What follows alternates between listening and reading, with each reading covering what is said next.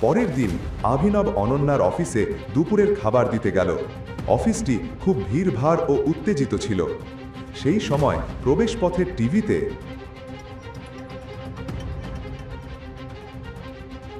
Breaking news! সরকার tender পাওয়ার পরও অর্থের অভাবের কারণে এখনো ব্যবসা শুরু না করা ভেদিকা ইন্ডাস্ট্রিজকে অভিযোগের মুখে পড়তে হয়েছে। যদি তারা সংখ্যাগুলো ভালো দেখাচ্ছে না।